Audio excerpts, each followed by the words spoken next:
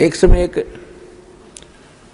कोई परिवार पूरा का पूरा, जिसमें 15-16 सदस्य थे, एक गाड़ी में 12-13 सदस्य, एक बूढ़ा घर पर रह गया था और बाकी सारे सत्संग में भेज रखे थे किसी संत के सत्संग में, और 20-25 वर्ष से वो सत्संग में थे।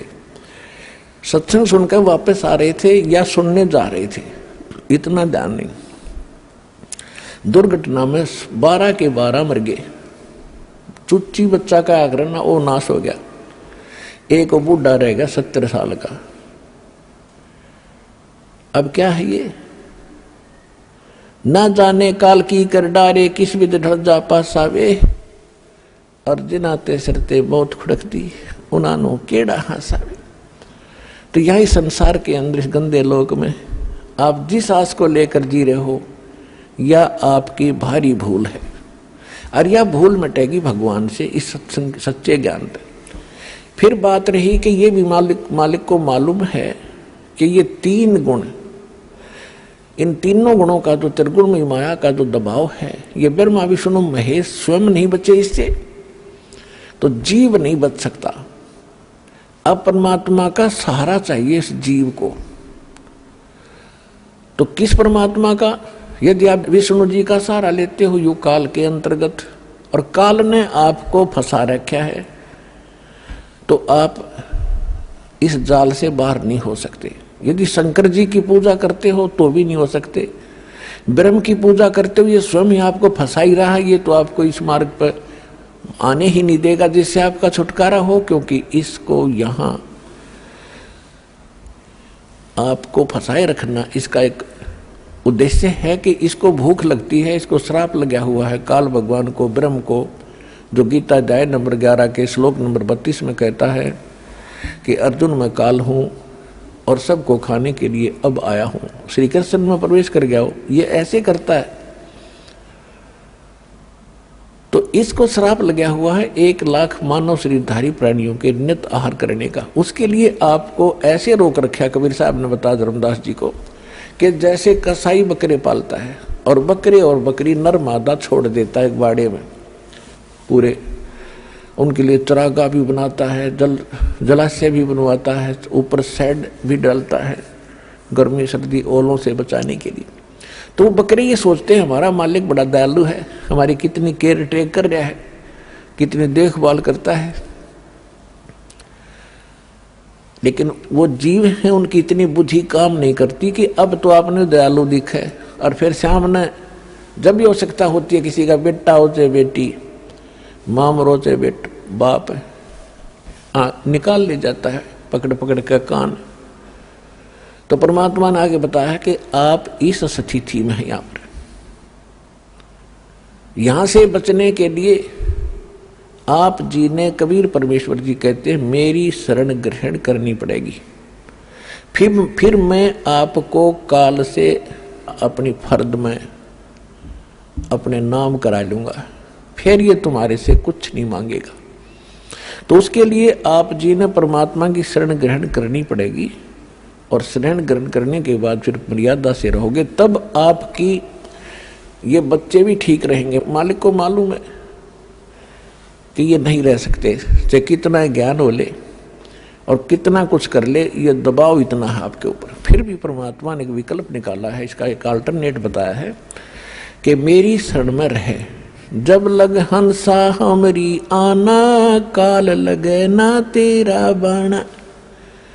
अब वहां जहां वो सत्संग सुनने जा रहे थे या आ रहे थे, तो वहां तो काल का ही व्यवस्था थी सारी, वहां तो वो भक्ति है ही नहीं। वैसे भी कई और स्थानों पर जाते हैं, कोई वैष्णो देवी पर जाते हैं, कोई अमरनाथ पर जाते हैं, वहां भी मरते हैं लाखों हजारों लोग। केदारनाथ पर मर गए 20-30 हजार व्यक्ति सेकंडों में। तो वो तो सारी काल व्यवस्था ही है, वहां तो वो करेगा ही करेगा, वो तो सबको खावेगा। वहां तो उसका उसकी खूब पहुंच है, उसके अंतर्गत है सारा स्थान। जब आप परमेश्वर कबीर जी की शरण में आ जाओगे, फिर उसकी नहीं चलेगी। जब लग हंसा हमरी आना, काल लगे ना तेरा बाना। जब लगे जीव, हे प्यारी आत्मा, तो हमारी मर्यादा में रहेगा, फिर काल अटैक नहीं करेगा। काल का अटैक भी हम पर उस समय होगा जब हम मर्यादा भंग कर देंगे, परमात्मा के दायरे से हम बाहर चले जाएंगे। तो परमात्मा कबीर जी की मर्यादा भंग होते ही आप इनसे बाहर चले गए, और इससे बाहर सारा काल ही काल है। जैसे समुद्र में, समुद्री जहाज में आप बैठे हो और कोई नशा करके समुद्र में कूद जा, तो उस जहाज ही बचाव का स्थान था, वो दिया छोड़, तो वहां तो डूबोगे, मरोगे। तो इस स्थान को छोड़कर पूरे विश्व में काल व्यवस्था है, इसको छोड़कर जहां भी जाओगे वहां आपको कोई प्रोटेक्शन नहीं होगा, दुख के अतिरिक्त कुछ नहीं मिलेगा। अब प्रसंग चल रहा है कि जैसे जिनके संतान नहीं है उनको अच्छी आत्मा एक भाग्यशाली बताया है, और संसार विचारों से वो मनुष्य बताए जाते हैं। तो जगत और भगत की सोच में इतना अंतर सदा से रहा है, जिस कारण से आपस में ये झगड़े बने रहे। अब बुद्धिमान समाज है, खूब समझेगा, एजुकेटेड किया जाता ना आपको, बूढ़े से लेकर बालक तक, बहन बेटी माताएं सभी शिक्षित कर दी। और हमने ऐसे ऐसे इंस्ट्रूमेंट बना लिए, इंटरनेट लगा लिया और कंप्यूटर बना लिए, तो राम नाम का भी हम बनाएंगे भी इंटरनेट, इसमें भी इतना दिमाग लड़ाएंगे अपना। तो यहाँ परमात्मा कहते हैं कि जैसे एक लेवा एक देवा दूतम, और कोई किसी का पिता नहीं पूतम। ये तो ऋण संबंध जुड़ा एक ठाठा। जैसे दास कई बार कथा सुनाता है, एक व्यक्ति को एक पुत्र प्राप्त होकर उसकी पत्नी मर गई, दूसरा विवाह कराया तो दूसरी विवाह से उसे पुत्र प्राप्त हुआ, उसमें आपस में 10-12 वर्ष का अंतर था, 8-9 वर्ष का अंतर था। तो दूसरा पुत्र हुआ तो वो स्वयं भी मर गया और उस पुत्र की, छोटे वाले की मां भी मर गई। बड़े वाले का विवाह हो गया, उसकी पत्नी आ गई। अब वो मां के तो 2 आंखें थे, पिता एक था। तो जो पहले वाली माता से उत्पन्न था उसका विवाह हो गया, उनका संतान अभी थी नहीं। उधर से वो छोटे वाला जो दूसरी मां का था वो बीमार हो गया, रोगी हो जाने से उसका उपचार करवाया।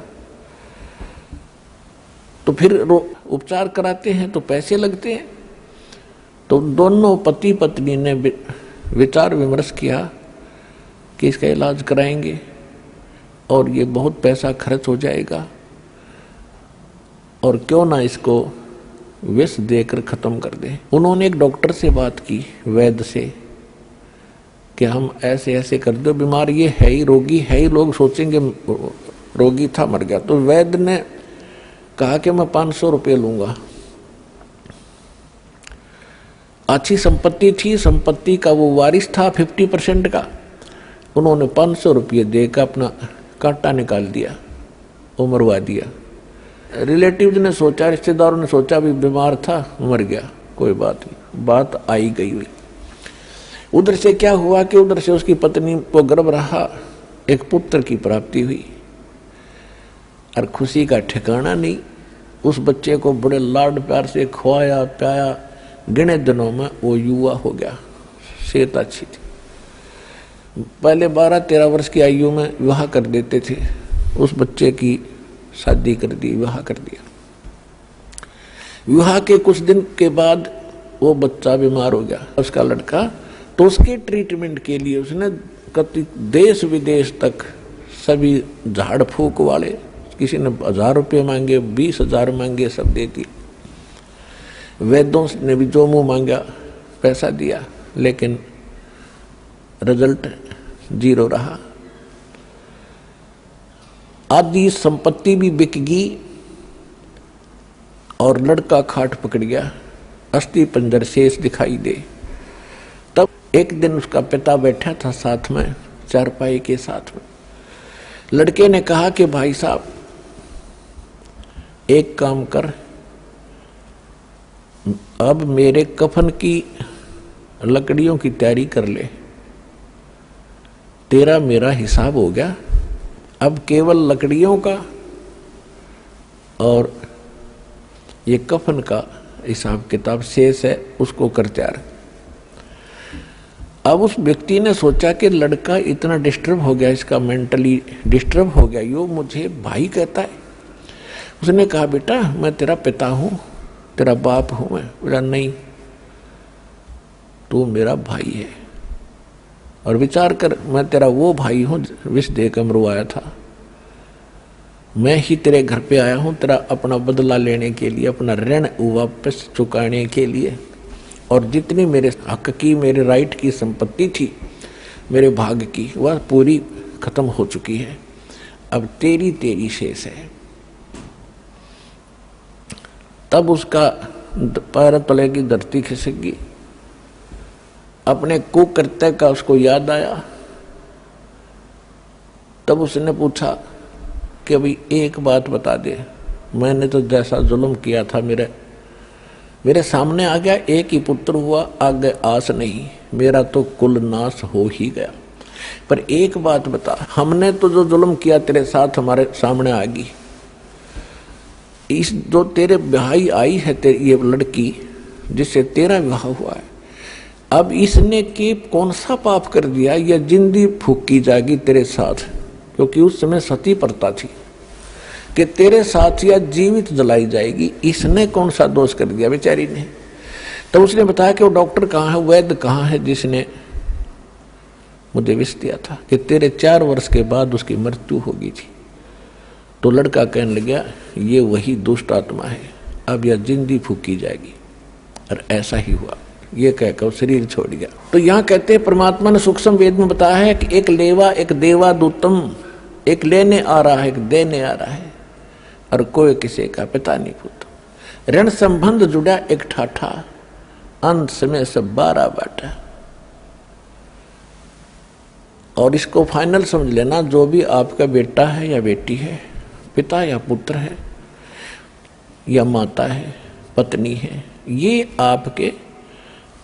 आपका लेन देन कोई ऋण है इनके साथ, ये पूरा करना पड़ेगा।